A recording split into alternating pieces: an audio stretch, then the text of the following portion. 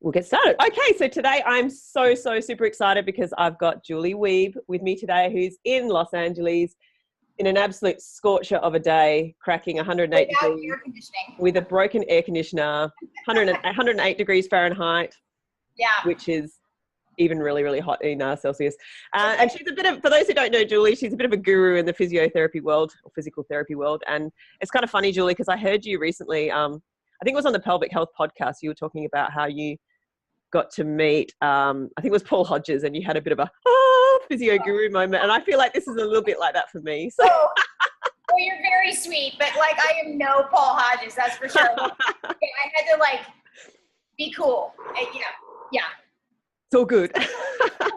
So today what we're going to do is we're going to talk about the pregnant and postnatal population, and in particular some of the changes that occurred to the body during that time. And then for those who've had a baby, we're going to talk a little bit about the rehabilitation process, especially as it relates to the pelvic floor, because I think that's what a lot of people are concerned about. But before we get started, Julie, if you want to tell us a little bit about yourself and also why you love doing your job. Well, let's see. I am just like you. I'm not a traditional pelvic health therapist. I sort of got into this path backwards, is what I like to say, because I was really more orthopedic and sports medicine. And then when I had my own kids, I realized that, like many of us, right? It sounds so familiar. Yeah, it's just a major eye-opening moment when with all of your skills as a therapist, as a PT, a physio, you really can't figure yourself out.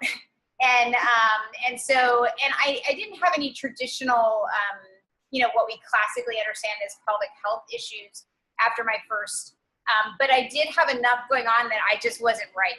And my daughter is now 13 and a half and taller than I am. And it was right around, so 13 and a half years ago is when we all started going kind of crazy about the core. Yeah. And so I started learning whatever I could about that, primarily professionally. But then what I started to recognize is that I was underutilizing the system that is that traditionally understood deeper core musculature. I think we're going to hit on that a little later, but I was not using that well, so I was overutilizing more superficial muscles, and it was leading for me to aches and pains and some physical stuff that I wasn't enjoying. And and so it really became then, I tried to understand that more for myself, 100% selfish. And then nothing wrong with that. And then I realized that so many of the women I was treating, my typical ortho sports population, were experiencing, when I looked at them, the way that they were creating their anchor, their central sturdiness, was kind of not quite what we were hoping for, and it's what I was doing as a brand new mommy. And so it really became clear to me that these poor women, and I don't mean poor like fragile, I just mean no one had ever given them any recovery strategies. Yeah. And so because you can recover, and we kind of have classically understood pregnancy and delivery and postpartum as just normal and natural, and you're going to recover.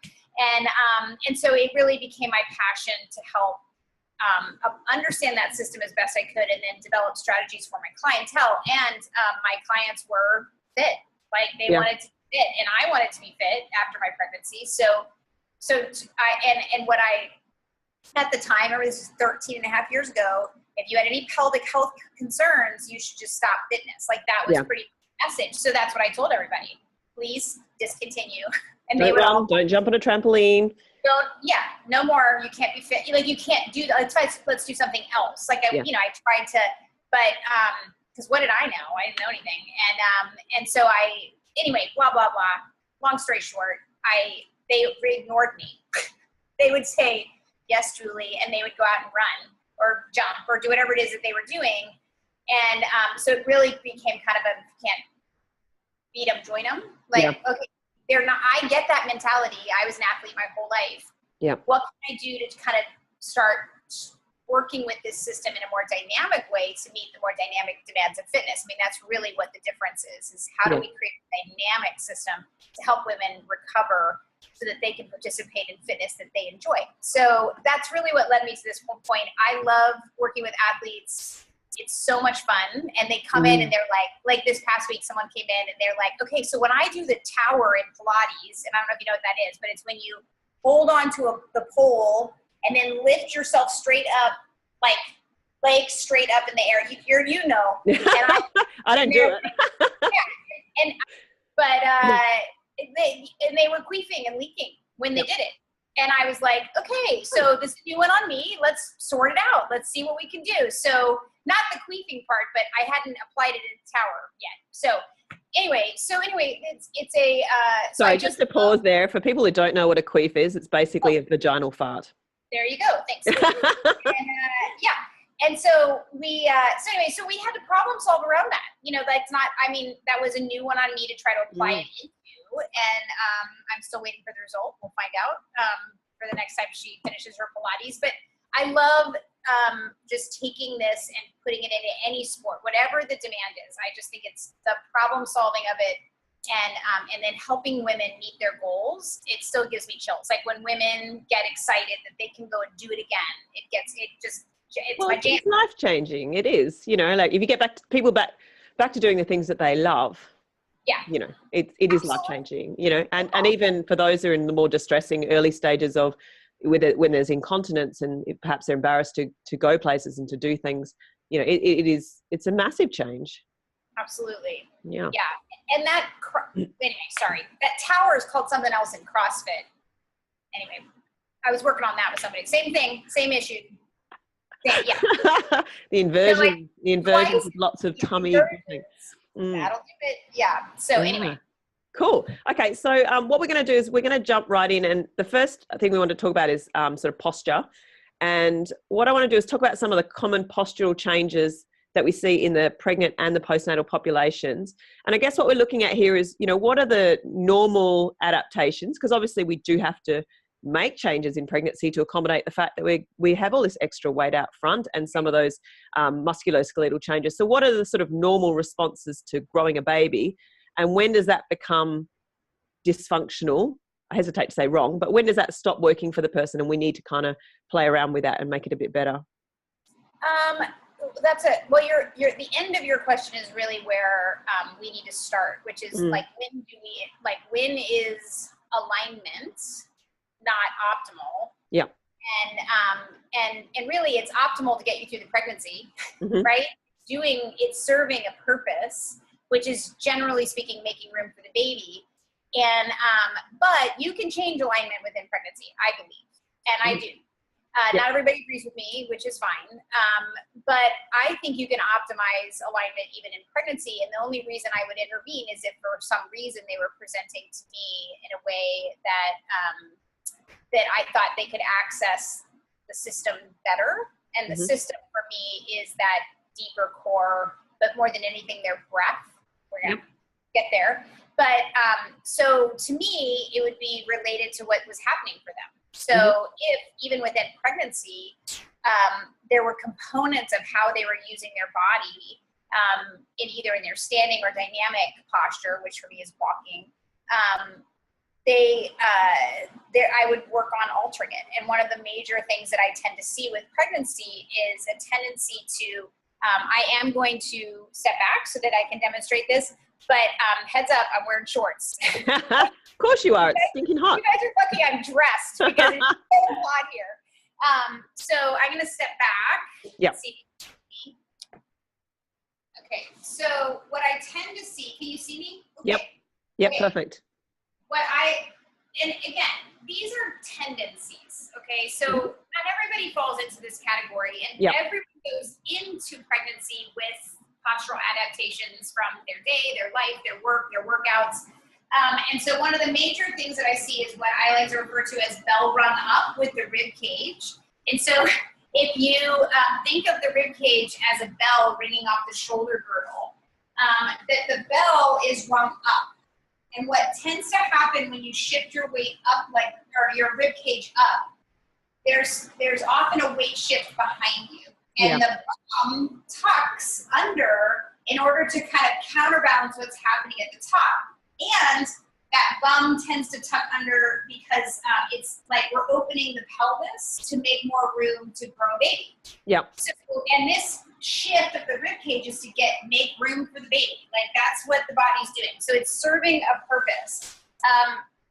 And so, and again, if that's working for them and they're getting through their pregnancy without really any musculoskeletal complaints or aches and pains, and their breathing's okay and they're not leaking, then, I may never see them. But the problem then becomes if they maintain that, and then that potentially, which is frequently occurs, unfortunately, because there really aren't any recovery strategies, then that position can often reduce, and this is the way I like to think of alignment.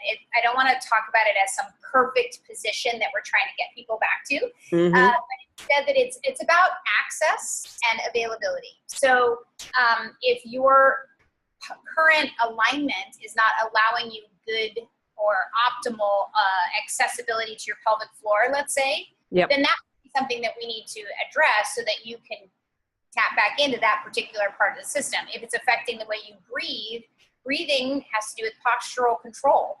It actually is part of our stability. And so, so we need to, so if those components would be better served in a different position, then that's something that I'm going to address with you.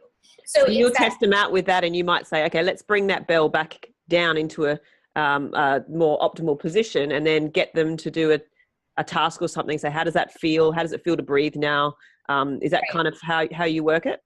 Sort of, yeah. Like I tend to work in ways as best I can passively. And one of my tricks is a ski jump.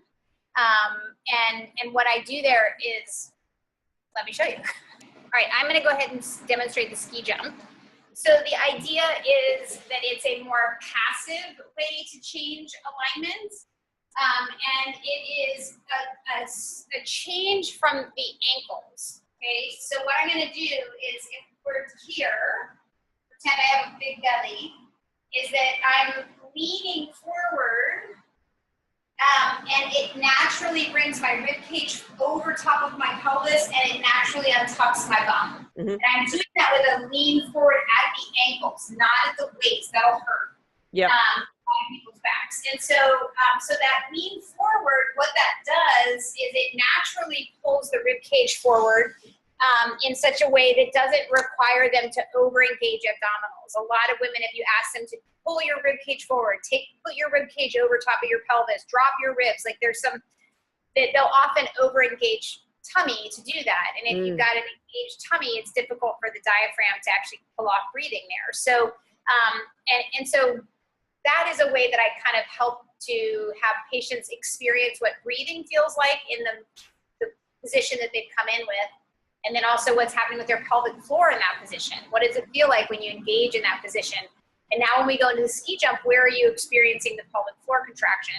And that ski jump is a really nice way to get a hold of the front of the pelvic floor. A lot of women have difficulty with kind of connecting to that part of the pelvic floor. So it's a really nice trick because it changes demand on the system. That's really what's happening. And the brain, it gives the brain a new opportunity to use the muscles in a new way. So I think that's a really interesting way of looking at it, because I think for a lot of people, they just see a pregnant spine as being something that looks like this. And they think, well, what we must do is tuck the bottom underneath and tuck the butt under. So I spent a lot of my time trying to untuck butts and get rid of that tight glute squeezing of trying to pull the bum under. Because people feel like they have to do that because they're too arched. So I like that you talked about the rib cage as being, a big driver of that. Yes. Yeah. And it's not really something that I think physios, myself included, are really trained to look at. We know what it's there for. It's there to hold the the lungs and then everything, the shoulder blades run off of it. But other than that, we don't really talk about it in terms of positioning or how its position influences breathing. So it's a major driver because breathing is your number one physiologic priority, period. So optimizing breathing, the brain is kind of into that. So when you get that going, the brain will maintain the position that optimizes the breathing. So you don't have to, and it sounds hokey, but then you don't have to like stiffen things to hold yourself up against gravity. That's the other thing we've sort of talked about with alignment. It has to be this stiff, lots of muscle work to stand up.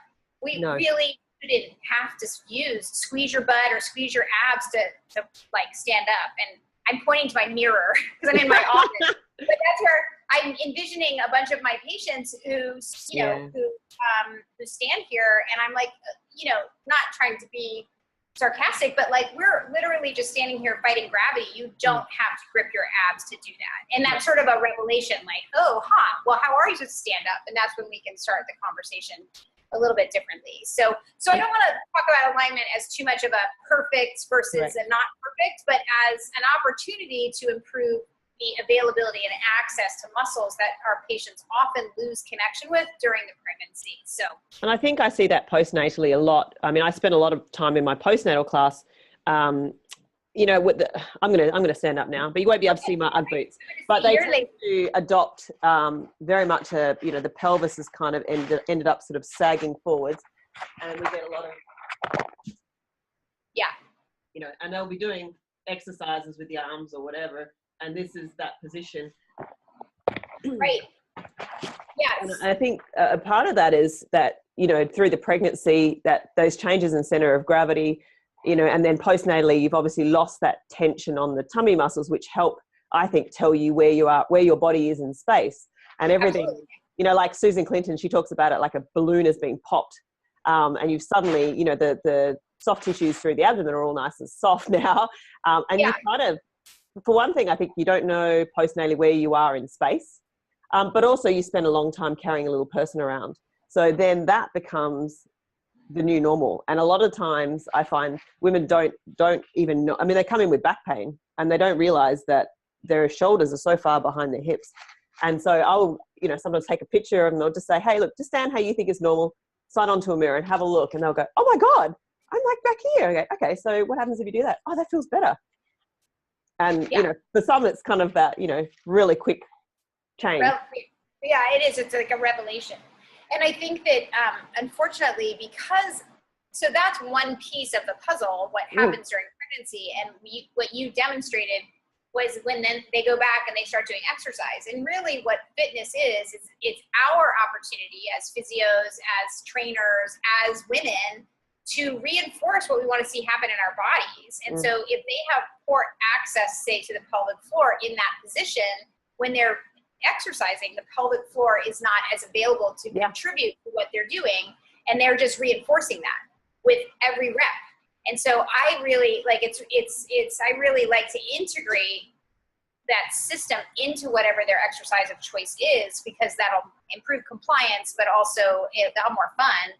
And we can get the pelvic floor in there, and then everybody wins. So that's my goal. I'm so with you. Now you brought up breathing a few times in there, so we're going to come back to that. And I think most people would agree that breathing is pretty important. Let's say very important. Why do you think the way in which we breathe is so important? And if you could give us some tips on strategies to help people improve their breathing technique, that would be great.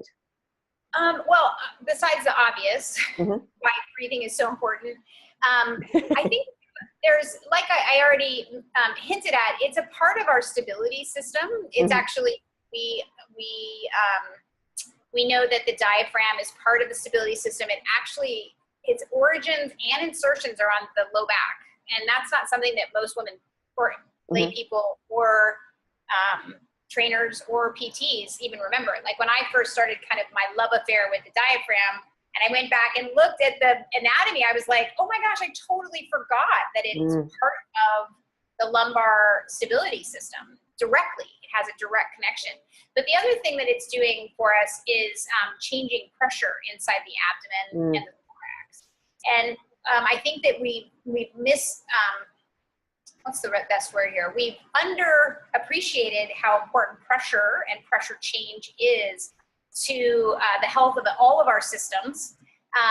Like for example, when you inhale, your diaphragm is descending. It's actually sucking the air in. So I like to think of it like you're pulling a syringe, like that when you pull medicine in, right? So you're sucking the air into your lungs, and when your diaphragm comes down, it smushes all your organs south. Well, that's massaging the colon. So if you have constipation issues or anything related to gut, for you, that's awesome. That's what you want to see happen. And when you, and then when you exhale, the organs stretch back out. We have these really pretty MRIs now that show us that it just puts the organs through its paces. So it's great for gut to have a better breathing pattern.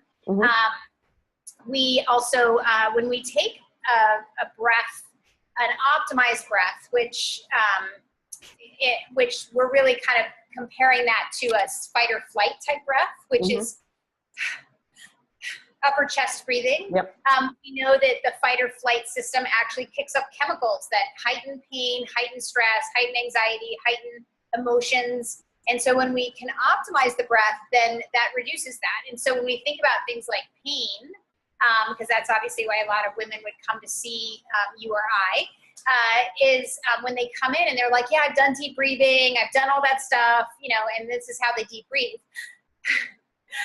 Like they Your don't. tummy didn't move. What's that? Pardon? Your tummy didn't move. Yeah, exactly. Their tummy didn't move, and so it's really. But then they're feeding their the emotional state and the anxiety state, and they're feeding into the cortisol. Like there's all sorts of chemical reactions that they don't even realize that they're contributing to. Yeah. And so so there's all sorts of reasons like that I think breathing is really important for us to look at. But one of the major things is it does contribute to the rhythm of the pelvic floor. Like the pelvic floor and the diaphragm actually have parallel motion. So on inhale, when the diaphragm comes down, the pelvic floor lowers, and it's part of just responding to pressure. And then on exhale, when the diaphragm lifts, pelvic floor lifts, and it's this beautiful rhythm that's happening. And in order to optimize that and have that happen, one of the major things that I see with my clientele is that they're overutilizing abdominals. And I think we kind of hinted at that already. If you're squeezing your abs, which 95% of my patients are, like I can't think. Guilty sometimes. Well, although, that they're I'm much better now. Let's go. Well, me too. Like we're all, I mean, we're chicks. Like everybody tells me. Suck our gut in, you know? Yeah. So it's it's very countercultural, but I'm not suggesting that you have a goopy abdomen either. Like, it's part of managing the pressure system. Like the pressure system and the muscular system work together to create sturdiness at our center. Like it's really cool because if you can tap into the pressure system, the muscle system doesn't have to work quite so hard. And the muscle system and the pressure system, it's a beautiful kind of dance that they do. And it really does provide us with more of a dynamic picture of what stability should look like. And so, so a couple of my major cues, I mean, I've already showed you the ski jump, which like I have like one trick. She's a one-trick pony. Because what I have when you are bell rung up, so everybody listening, if you ring your bell up and you take a breath, that tends to be a chest breath. And if you bring your bell down, and so that's more of a slouchy position, you tend to breathe into your belly. And so those are the two extremes. People fall into kind of basically somewhere in the middle or somewhere in those categories.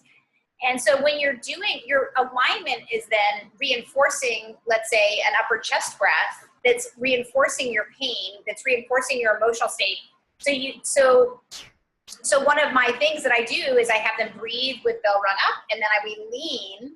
And when they lean forward, you're automatically actually seeing nice, what we call like a sideways opening of the rib cage.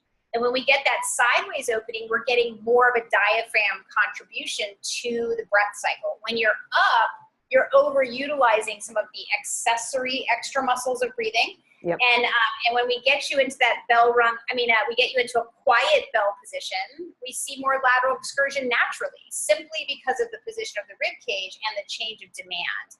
And then I pull them back to the middle. I don't leave my patients. They don't walk around like this. They do run like that. They run like that, but but so we come back, and then in that position, I ask them if they can find that breath again. And what we're looking for there is an ease of breath. It really eases up the breath.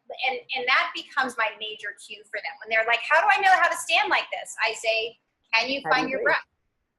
Can you find that ease of breath that we worked on?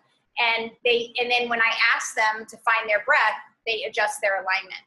And so the brain is on board to make that breath better. The other major thing that I talk about is to just relax your abdomen. One of my major cues is dog breath, which is if you have a pet. I said dog breath. Yeah, you're like. I thought you said dog.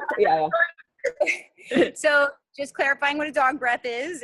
So if you have a pet, either a dog or a cat, that we are, what they look like when they breathe is you just see their abdomen rise and fall. And that's really what we're looking for. It's not some huge belly breath that makes you look pregnant again. Yeah. It's really just a give, an extensibility and an excursion of your abdomen that allows the breath to happen. Like that's what you're looking for, is your breath you should see your rib cage open to the side and gently rise in your belly. And the pelvic floor should respond too. They're responding to a change in pressure in order to counterbalance that pressure increase. Like it's just a beautiful dance. And that's what we need to resume for a lot of our patients. They've kind of gotten into strategies that are more stiffening or holding strategies to get them through their pregnancy. Yeah.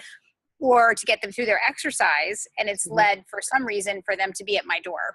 Yeah. They're doing if you're taking someone to the next level, maybe they're going to be doing heavy lifting, like weights and things. How do you tap into the breathing with that? So do you get them to use the exhalation for the heavier part of the activity? Yes, usually. It depends a little bit on what they're seeing me for. So if they have a diastasis or they have a prolapse, I will likely have them actually exhale through the whole range of whatever it is they're lifting. And the reason for that is that, like I said, the diaphragm comes down, that's inhale. On exhale, when it lifts, the pelvic floor lifts. So I actually use exhalation, and I do it actually before movement begins. So I teach my patients a blow before you go cue. So they do this quick. And the idea there is I've engaged the system. So I've enhanced it. If they have a prolapse or whatever it is that they have going on, they're ready. And then if they need to, we can engage it more, consciously as they learn to control it. I do a lot of, are you lifting a couch right now? Or are you lifting a pencil? Like prediction. Please predict how much pelvic floor you're going to need in this moment. And I actually give them a visualization of lifting beans. But anyway, so how high do your beans need to be right now? And so, like if you're doing a 300-pound deadlift, that's really different than picking up diaper bags. So you need to start predicting what you're doing. And that's sports specificity. We understand that you have to train someone and train a muscle for what it's going to be doing. And it doesn't need to do more than that. It don't want it to do less than that. It's all, that's a long held concept in sports. And so it's just sort of applying that idea into the pelvic floor. And so, so they would do that. And the reason that I have them do it throughout the entire motion to begin with is it's actually a lot to think about to integrate your breathing, but also especially for a prolapse and sometimes with incontinence. Sometimes it just depends with incontinence. I just want to protect that circumstance when they're trying to get back into lifting. And then with diastasis on exhalation, because the tummy, so I talked about the diaphragm and pelvic floor, but diaphragm comes down, pelvic floor comes down, abdomen actually gives. Okay. So then on inhale, and then on exhale, it recoils back in and up. And so with diastasis, what I want to do is use whatever the exercise is to reinforce the tummy being engaged as a unit, not just the TA. Okay. That's not the focus of what I do. And then the abdomen will be engaged and prepared as a unit. And then that also helps with fascia. So that's a whole nother conversation. But I know. See, this is the thing, Julie, is I could probably pick your brains for about 4 hours. It would be fun. It really is. Come take a class. Come take a course. I know. I should totally come out to LA. That'd be so much fun. I know. Or I could come there. I'd rather come there. Yeah, come to Perth. Okay. I'm in. Done. All right. We'll hook that up. Yeah. I'm actually in Melbourne at the Women's Health and Fitness Summit. Virtually. Virtually, yes. I'm there virtually. I'm being beamed in, but back to. Well, I'll be at Melbourne. I'll be in Melbourne for that, so you can give me a little wave. Yeah. Okay. I think that really leads nicely into the next sort of question that I had, which was, I really like the way I've listened to quite a lot of your blogs and also your piston lecture, and I really like the way you use the term getting the pelvic floor back into the body. And I think for a lot of people, they still envisage like the pelvic floor rehabilitation as being, doing a bunch of Kegels and, not that sort of full range of the rehabilitation, which you've kind of been alluding to. And I think for the postnatal population, I always use the analogy of an ACL reconstruction. In my olden days, I used to work in a knee clinic in London, and a lot of what I did was just rehabbing people post knee surgery. And you wouldn't get someone after knee surgery and say, come back in 6 weeks, quick check, all right, off you go. Just gradually get back into things and see how you feel. But there's a lot of that. You wouldn't, would you? I mean, we go through this process. It's like, okay, let's reduce swelling and pain. Let's get your range of motion. Let's get your muscles firing. Let's get you walking better. Then we'll load it a little bit more, some strength, some power, some, they're working into the plyometrics and sports specific stuff. So we would go through this process, but I feel like in the postnatal population, it's like, okay, you have your 6-week check, your stitches are healing, your cesarean scar seems to be doing well, you stop bleeding. Okay, well, just off you go. And see how you go. And what I see is women going back to boot camp. I had a lady I spoke to recently, and she kind of did nothing and then went back to volleyball or netball, these really dynamic sports, and then inevitably have some sort of issues. So I'm just interested in hearing your thoughts, specifically with the pelvic floor, I guess, how you progress people briefly. I know that you could probably talk for hours, but just getting them back into the things that they want to do, how you see that progression rather than, okay, lie on your back and do Kegels 100 times a day. Well, you're not going to like my answer. It really depends. And so we probably should take a specific example. Sure. So let's say a runner. Yep.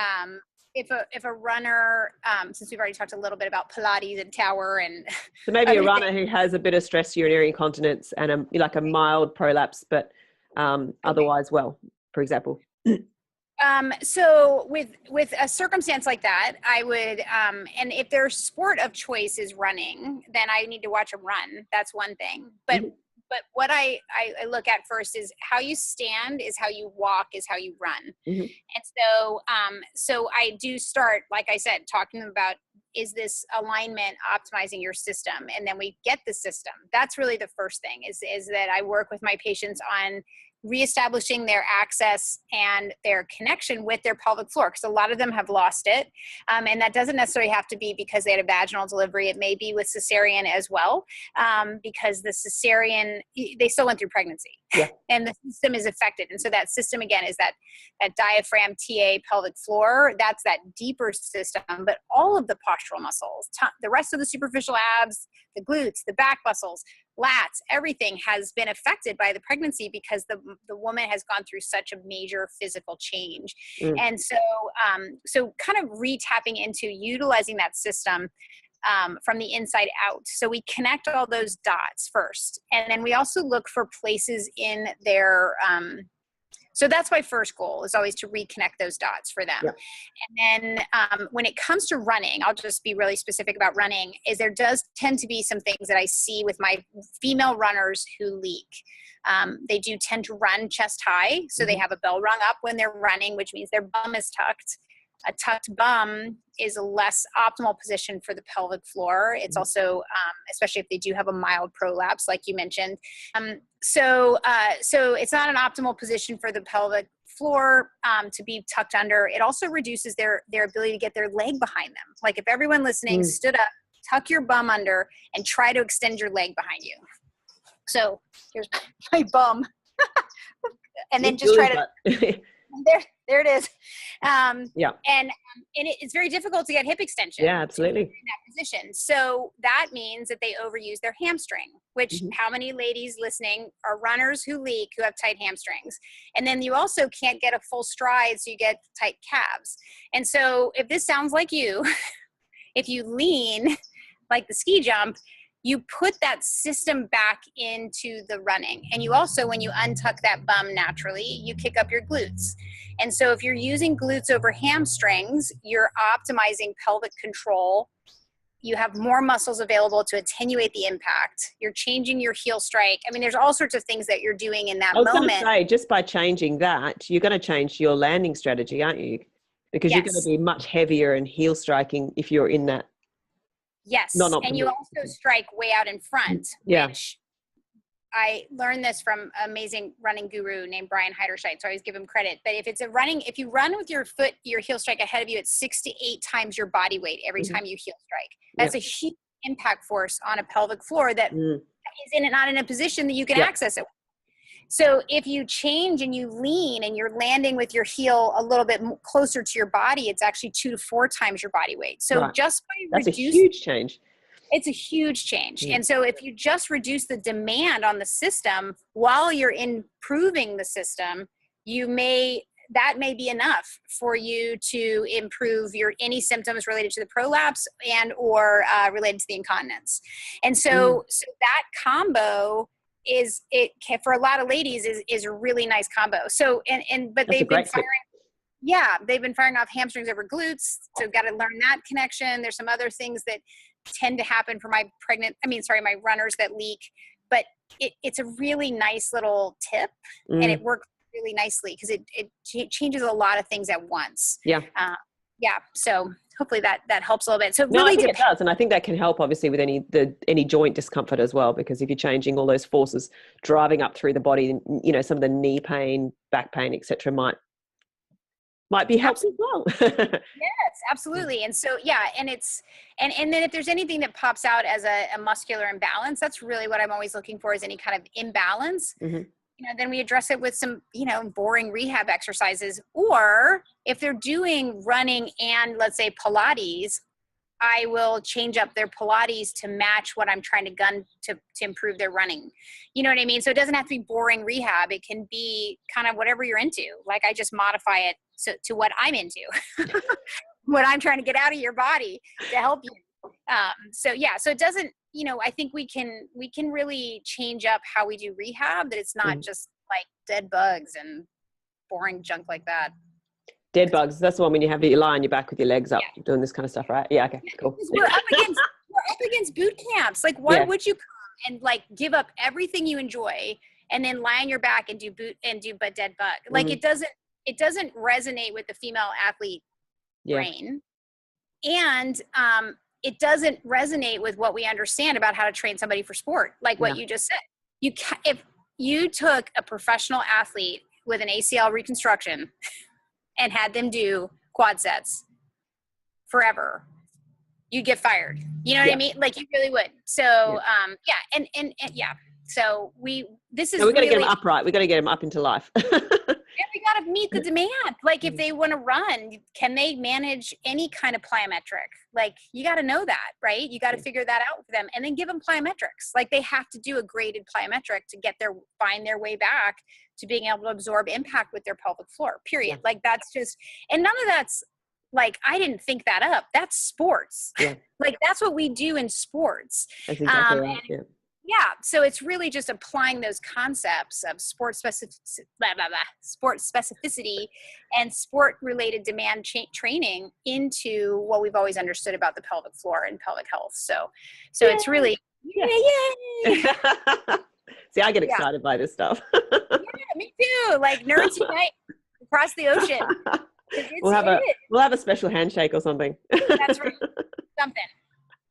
Okay, so my last question for you, because I appreciate that I'm taking quite a lot of your time on your 40 degree. No, it's okay. It's getting dark though. You need to get back in the pool. Hang on, what time is it there? Isn't it like 8:30 at night? It's 8:30. Yeah, it's 8:23. Yeah. Oh, cool. Okay. What are some of the signs that women should look out for when they go back to sport or exercise that show them that system is not coping optimally? That's a great question, because one of my major goals is for people to reframe incontinence as simply a signal that the system isn't working well. Like we've set it aside as something oogie or it just means your pelvic floor is weak, but really we actually have great studies that have shown us that the strength of the pelvic floor is important. I'm not going to say that it's like we can toss it out, but if you really want to know what I think about strength and manual muscle testing, that's a whole nother conversation, because who cares? You can be 5 out of 5 strong on any muscle in the body. If it's not well coordinated with its functional partners in the task you need it to function in, it doesn't matter that it's 5 out of 5.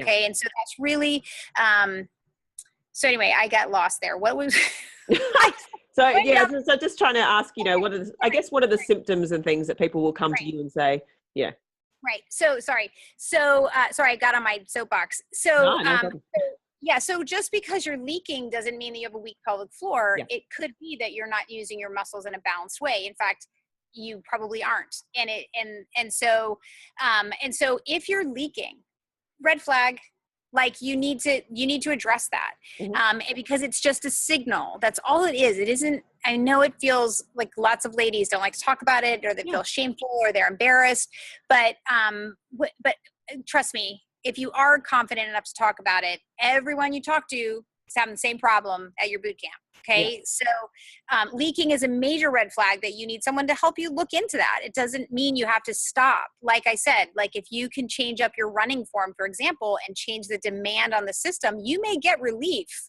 quickly, and you should get relief quickly. And another would be if you feel like heaviness or any kind of dragging or drooping in your vagina. Okay, we haven't even said that word yet, vagina. But after you've run or lifted, that's a sign of prolapse, and you need to maybe have someone take a look at that for you. If you are experiencing pain, okay, and listen, if you're experiencing muscular work type symptoms, so the middle of your muscle, let's say the middle of your thigh is where you're experiencing that, and it feels, that's okay, and it should relieve in like 24 to 36 hours and start making its way back to, that's muscle soreness. But if you're feeling it in the joints of the pelvis, inside the pelvis, low back, whatever it is, hip, inside the hip joint, those are signals that you need someone to help you sort out how you're using your body. Yep. And so those are, your brain is sending you a signal. Your system is sending you a signal that it needs assistance. Like that's how we need to look at it. This is not the end of the world. No, it isn't. And we need to just pay attention and care for our bodies, and know that the whole idea that like just you'll get through it, or no pain, no gain, none of that stuff. And that's just smart. That's just wisdom. Like you just need a little help, and that's all it is. And we're hoping to get more and more therapists and trainers who are aware of pelvic health concerns, so that they can integrate that into their training and into their therapy, so that more and more women have access to practitioners who are looking toward helping them meet those higher level demands, and to preserve their pelvic health in the midst and improve their performance. Like that's always my goal. Can I improve your performance, alter your primary reason for being there to see me, if it's a pelvic health and or a musculoskeletal problem, which is usually they're both there. If I'm on my game, I should be able to change all three of those things at the same time. And then if not, then I refer out. If the pelvic health consideration isn't getting better, I refer out. Like I'm missing something. I need somebody else to get a good look in there and figure out what's happening. I think it's really exciting that I do think that this whole area is changing quite rapidly. And, we now have a women's health physiotherapy board, which has almost 4,000 or maybe over 4,000 people in it now, which is also, it's also got some fitness professionals in there as well. And a lot of people are really trying to spread this message. So I think, thankfully, people are much more open to talking about their personal experiences, and a lot of, the health professionals are sharing this knowledge across the board now, which I think is, leading to bigger and better things, which is awesome. All right. Sorry. I was just going to say, we need to work together with the fitness community in this. So yeah, absolutely. Build that bridge. Yeah. So anyway. Yeah, no, totally. And I think sometimes there can be that little, I wouldn't say animosity, but they can, in a lot of circumstances, those communities work very, very separately. And we need to have that really good communication and respect across the board. 100% agree. Yeah. So I'm just going to say a massive thank you, Julie. It's almost the middle of the night there now. It's got nice and dark. I can see the glasses. The sunset. I know, they're reflecting. Now I look all hunky. No, it's cool. It's kind of mysterious. Here, I'll lean. Maybe if I lean, it'll be so bad. Yeah. So for those who are listening who are physiotherapists, physical therapists or personal trainers, make sure you go over to her website because, and you can sign on to, follow Julie on Facebook, but she's also got a newsletter and sends out, and I do read them, by the way, She sends out good things, and there's lots of video blogs too, but also, tell us about your online courses, Julie, because I've had a bit of a peek at them and I've done one of them. But if you want to tell us about those. Oh, sure. Thanks. I do all of my my live course, which is a 2-day professional development course, is now online and available for pros and trainers. So the whole course, so a lot of what we've talked about today in detail, and how do you take a patient from, a baseline rehab and then sort of work them toward preparation for fitness, including working with a runner and a live volunteer. So anyway, so that's there. I have one specifically about female athletes. I actually have a course that is just for women. So if you're a woman listening there, it's about how to put together this system again.